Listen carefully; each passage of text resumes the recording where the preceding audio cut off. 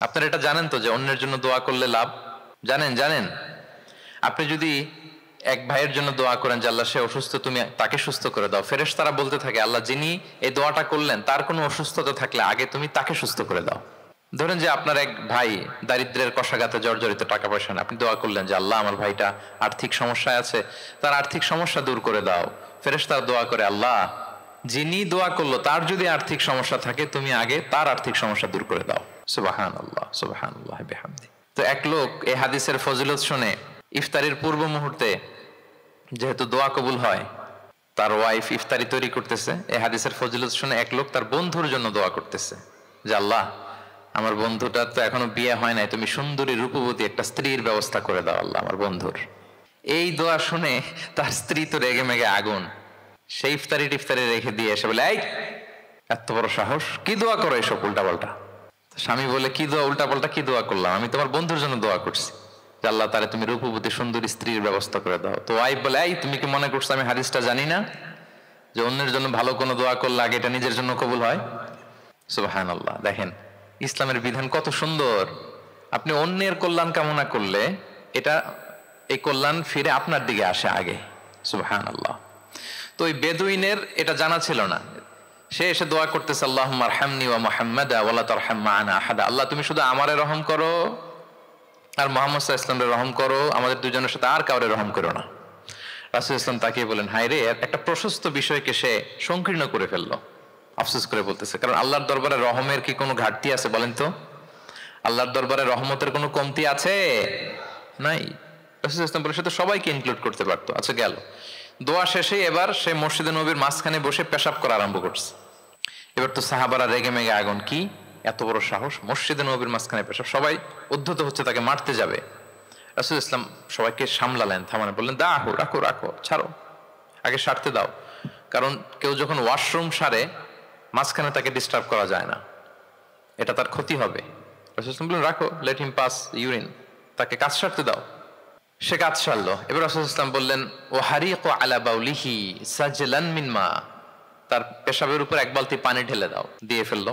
এবার রাসূল সাল্লাল্লাহু আলাইহি ওয়াসাল্লাম বললেন ইন্নামা বুইসতুম মুয়াসসিরিন ওয়া লাম তুবআসু মুআসসিরিন, হে সাহাবারা মনে রাখো তোমরা সহজপন্থী হিসেবে প্রেরিত হয়েছে, তোমরা কট্টরপন্থী হয়ে পৃথিবীতে প্রেরিত হও নাই। সুবহানাল্লাহ।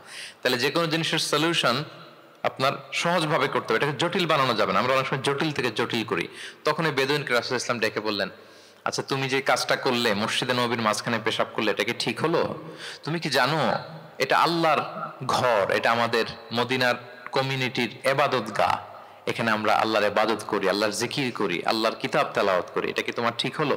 এইভাবে যখন আদর দিয়ে পরম মমতায় তাকে বুঝিয়ে বলা হলো, সে লজ্জিত হয়ে মাথা নিচু করে ফেললো। সুবহানাল্লাহ। সে রাসূল সাল্লাল্লাহু আলাইহি ওয়াসাল্লামের কাছে ক্ষমা চাইল। তাহলে প্রিয় সুধী, আপনি কোমলতা ভালোবাসা দিয়ে যা জয় করতে পারবেন, কঠোরতা দিয়ে সেটা পারা যায় না, খেয়াল রাখবেন। ভালোবাসা দিয়ে যেভাবে আপনি মানুষের হৃদয় জয় করতে পারবেন, কঠোরতা দিয়ে পারবেন না। এজন্য ইসলাম ফ্লেক্সিবিলিটিতে বিশ্বাস করে। ফ্লেক্সিবিলিটি, লা ইউকাল্লিফুল্লাহু নাফসান ইল্লা উসআহা, আল্লাহ সাধ্যের বাইরে কাউকে কখনো কিছু চাপিয়ে দেয় না। এজন্য ইসলামকে সহজ করে উপস্থাপন করতে বলেছেন তিনি। মুআয ইবনে জাবাল রাদিয়াল্লাহু তাআলা আনহুকে রাসূল সাল্লাল্লাহু আলাইহি ওয়াসাল্লাম একবার ইমাম বানিয়ে পাঠালেন একটা এলাকায়। তো ওই এলাকার লোকেরা ছিল শ্রমজীবী সাহাবী, শ্রমজীবী, উট ব্যবহার করে সেখান থেকে কুয়া থেকে পানি নিয়ে খেজুর গাছের মধ্যে দিত। সারাদিন যখন কষ্ট করত, হার্ড ওয়ার্কিং করত, বিকেলে ক্লান্ত হয়ে পড়তো। তো উনি মাগরিবের নামাজে সূরা বাকারা দিয়ে একবার তেলাওয়াত শুরু করলেন। সূরা বাকারা কোরআনের সবচাইতে ছোট সূরা নাকি সবচাইতে বড়? তো উনি যখন বাকারা দিয়ে নামাজ শুরু করলেন, এক শ্রমজীবী সাহাবী এসে আর কন্টিনিউ করতে পারছেন না, এত লম্বা কেরাত কিভাবে পারবেন, তো ক্লান্ত শ্রান্ত পরিশ্রান্ত। উনি রেগে নামাজ ছেড়ে দিয়ে একা একা নামাজ পড়ে রাসূল সাল্লাল্লাহু আলাইহি ওয়াসাল্লামের কাছে যে অভিযোগ করলেন, নালিশ করলেন। বললেন ইয়া রাসূলুল্লাহ, দেখেন এমন একজনকে ইমাম করে আমাদের এলাকায় অ্যাসাইন করেছেন, উনি মাগরিবের নামাজে পড়তেছেন সূরা বাকারা, আর আমরা সবাই শ্রমজীবী কৃষিজীবী মানুষ। রাসূল সাল্লাল্লাহু আলাইহি ওয়াসাল্লাম রেগে গেলেন। মুআয ইবনে জাবালকে ডেকে বললেন মুআয আফাতানুন আনতা ইয়া মুআয, তুমি কি ফিতনা ছড়াচ্ছ সমাজে? তোমাকে পাঠিয়েছি কমিউনিটির ইউনিটি ধরে রাখার জন্য। আফাতানুন আনতা ইয়া মুআয, হে মুআয তুমি কি সাব্বিহ ইসমা রাব্বিকাল আ'লা এই সূরা পারো না? ওয়াশ-শামসি ওয়া দুহাহা এই সূরাটা পারো না? ওয়াদ-দুহা ওয়াল-লাইলি ইযা সাজা, এটা মুখস্থ নাই? এই ছোট ছোট সূরাগুলো থাকতে তুমি বাকারা দিয়ে পড়তে গেলা কেন? সুবহানাল্লাহ, সুবহানাল্লাহ, আল্লাহু আকবার। দেখেন ইসলাম কতটা ফ্লেক্সিবিলিটিতে বিশ্বাসী। সহজ সহজ করে ইসলাম সবকিছু উপস্থাপন করে। এজন্য নন মুসলিমরা যখন দেখে যে ইসলামের মধ্যে এরকম ফ্লেক্সিবিলিটি আছে, তারা ইসলামের প্রতি আকৃষ্ট হয়। আলহামদুলিল্লাহ। আচ্ছা বলেন তো, বিয়েতে মোহরানা দেয়া কি? সবাই বলুন। একজন বলছে ফরজ। সবাই বলুন, বিয়েতে মোহরানা দেয়া কি? ওয়া আতুন নিসা সাদাকাতিহিন্না নিহলা, সানন্দ চিত্তে স্বামীদেরকে আল্লাহ বলছেন তোমরা তোমাদের মোহরানা ডৌরি দিয়ে দাও। দিতেই হবে, অনেকে এটা দেয় না, ঠিক না, দিয়ে দিতে হবে। তো দেয়া ফরজ। মোহরানা দেওয়ার মতো অর্থ এক সাহাবীর নাই। এক সাহাবী বলেন, ইয়া রাসূলুল্লাহ বিয়ে করব, মোহরানা আছে? নাই। তো না থাকলে কি বিয়ে করবা কি করে? এখন যাকে পছন্দ করছে ওই নারীকে জিজ্ঞেস করতেছে, তুমি কি কোরআন পারো? মেয়ে বলে, না আমি তো কোরআন পারি না। তো যিনি যে সাহাবী বিয়ে করবেন ওনাকে বলেন, তুমি কোরআন পারো? হ্যাঁ আমি তো অনেকগুলো সূরা পারি। তখন রাসূলুল্লাহ সাল্লাল্লাহু আলাইহি ওয়াসাল্লাম ওই কন্যাকে, মেয়েকে ডেকে বলল যে তুমি তো সূরা পারো না, তোমার হবু হাজবেন্ড অনেকগুলো কোরআনের সূরা পারে, তো তোমাকে তোমার স্বামী প্রতিদিন কিছু না কিছু সূরা মুখস্থ করাই দিবে, এটাই হয়ে যাবে তোমার বিয়ের মোহর। তাহলে বলেন তো সহজ না কঠিন? ওযু করে নামাজ পড়া কি? সবাই বলুন। ফরজ। কিন্তু ধরেন ওযুর পানি নাই, তখন তায়াম্মুম করে পড়লেও কবুল করবে কে? আল কিয়াম ফিস সালাহ, দাঁড়িয়ে নামাজ পড়া কি? ফরজ। দাঁড়াতে পারছেন না, বসে বসে পড়লে কবুল করবে কে? বসতেও পারেন না, শুয়ে পড়লেও কবুল করবে কে? তাহলে বলেন তো ইসলামের বিধান কি কঠিন না সহজ? ফ্লেক্সিবিলিটি আর তাইসির। ইসলামের এই ফিচারটার কারণে, এই বৈশিষ্ট্যের কারণে অমুসলিমরা ইসলামের প্রতি আকৃষ্ট হয়, যে ইসলামের বিধানগুলো এত ফ্লেক্সিবল। এটা হচ্ছে মূল বিধান, না হলে এটা, না হলে অপশন, না হলে এই অপশন, মানে সমাজের সাথে খাপ খাইয়ে নেয়ার মতো, সহজে মানুষ এটাকে এক্সিকিউট করার মতো সব বিধান আল্লাহ তাআলা রেখে দিয়েছেন। সুবহানাল্লাহ। তাহলে এই বিষয়গুলোর কারণে অমুসলিমরা ইসলামের প্রতি আকৃষ্ট হয়। দ্য ফাস্টেস্ট গ্রোয়িং রিলিজিয়ন, মূল যে টপিক, মনে আছে তো আপনাদের? তাহলে তিনটা কারণ অলরেডি বলে ফেলেছি, আরো দুইটা বলবো, বলে শেষ করে দিব। এর মধ্যে প্রথমটা কি ছিল? ইসলাম ধর্মটা কেমন? ন্যাচারাল, ভেরি ন্যাচারাল রিলিজন, দ্বীনুল ফিতরা। 2 নম্বরে সার্বজনীন, দ্য ইউনিভার্সালিটি অফ ইসলাম, আল উমুম, এটা সবার জন্য এই ধর্মটা। 3 নম্বরে কি বললাম? ফ্লেক্সিবিলিটি। ইসলাম খুব ফ্লেক্সিবল, এটা সহজে মানা যায়, সহজে এটাকে পালন করা যায়, এজন্য অমুসলিমরা আকৃষ্ট হয়। 4 নম্বর হচ্ছে ব্যালেন্সড অ্যাপ্রোচ অফ ইসলাম। ইসলামের বিধানগুলো খুবই ব্যালেন্সড, ভারসাম্যপূর্ণ আর কি। এর মধ্যে পরিমিতি বোধ আছে, ভারসাম্য বোধ আছে, এটা ব্যালেন্সড। এই কারণে ইসলামের প্রতি মানুষ আকৃষ্ট হয়। এখানে বাড়াবাড়িও নাই, ছাড়াছাড়িও নাই, মাঝামাঝি। বাড়াবাড়িও নাই, ছাড়াছাড়িও নাই। আমার সাথে সাথে বলেন, কি নাই? বাড়াবাড়িও নাই, আর কি নাই? ছাড়াছাড়িও নাই, বরং মাঝামাঝি, ব্যালেন্সড অ্যাপ্রোচ। ইসলামের সবকিছু দেখবেন ব্যালেন্সড। وَكَذَلِكَ جَعَلْنَاكُمْ أُمَّةً وَسَطًا لِتَكُونُوا شُهَدَاءَ عَلَى النَّاسِ وَيَكُونَ الرَّسُولُ عَلَيْكُمْ شَهِيدًا।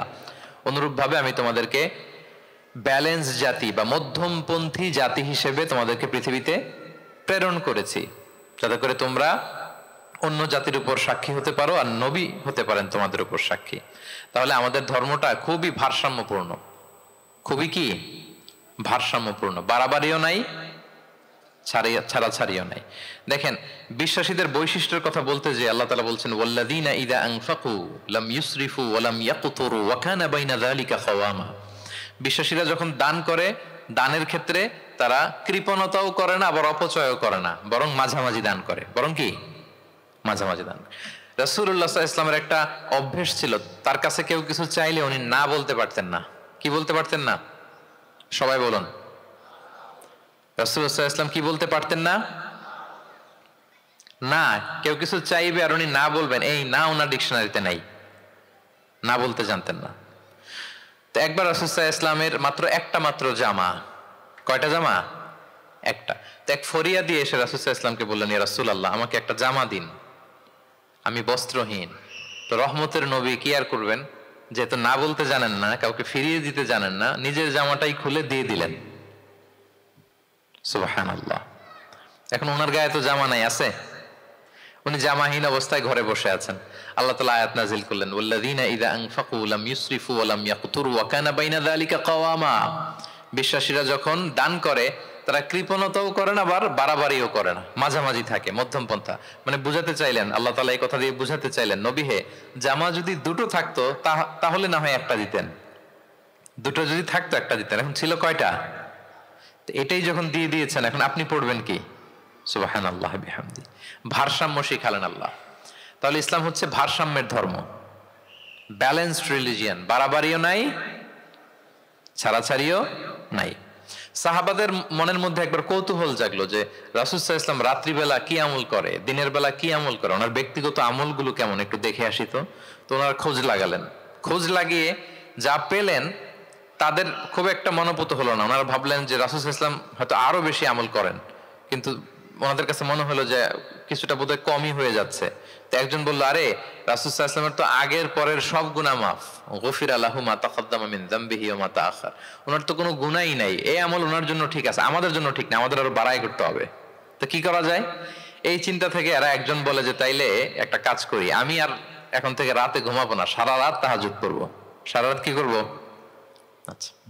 আরেকজন বলে তাহলে আমি কালকে থেকে যে নফল রোজা রাখা শুরু করব, জীবনেও মরার আগের দিন পর্যন্ত আর রোজা ভাঙবো না, খালি রোজা চলতেই থাকবে, সাওমে বিসাল। আচ্ছা, দুইজন তো দুইটা নিয়ে নিছে। আরেকজন কি করবে?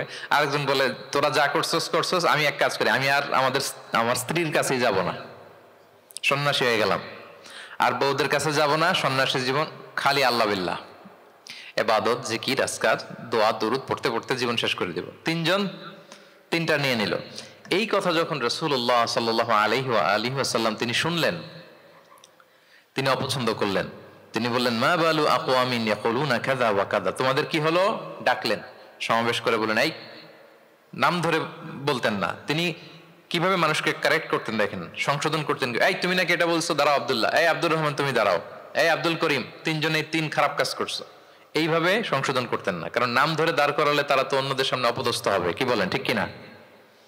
নাম না ধরে তাদের কাজ নিয়ে বললেন যে মা বালু আকওয়ামিন ইয়াফআলুনা কাযা ওয়া কাযা, মা বালু আকওয়ামিন ইয়াকুলুনা কাযা ওয়া কাযা। আচ্ছা, তোমাদের মধ্যে কয়েকজন নাকি এই কাজের ঘোষণা দিছো, তোমাদের মধ্যে কয়েকজন, তাহলে যেই তিনজন দিছে এরা তো বুঝে ফেলছে যেগুলো আমাদেরকেই বলতেছে, ঠিক কিনা বলেন? আর বাকিরাও সতর্ক হয়ে গেল। এবার রাসূল সাল্লাল্লাহু আলাইহি ওয়াসাল্লাম বললেন, না, তোমাদের এই কাজটা ঠিক হয়নি। ইন্নী লা আখশাকুম লিল্লাহি ওয়া আতকাকুম লাহু।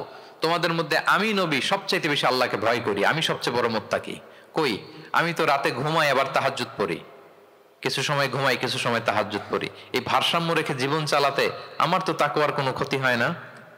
আমি তো স্ত্রীদের সাথে মিশি, আমার তো কোনো সমস্যা হয় না। আমি মাঝে মাঝে নফল রোজা রাখি সোম বৃহস্পতি, বাকি দিনগুলোতে দিনের বেলা আমি খাই। কই, এই ভারসাম্যপূর্ণ জীবন আচরণে আমি নবী হয়ে তো আমার কোনো সমস্যা হয় না, তোমাদের তো সমস্যা কোথায়? সুবহানাল্লাহ। তাহলে রাসূল সাল্লাল্লাহু আলাইহি ওয়াসাল্লামের চাইতে যদি কেউ বড় মুত্তাকি হতে চায়, হতে পারবে বলেন তো? না। সেই নবী রাতে কখনো নির্ঘুম থাকতেন না, only accept the last 10 days of Ramadan. রমাদানের শেষ 10 রাতে রাসূল সাল্লাল্লাহু আলাইহি ওয়াসাল্লাম ঘুমাতেন না।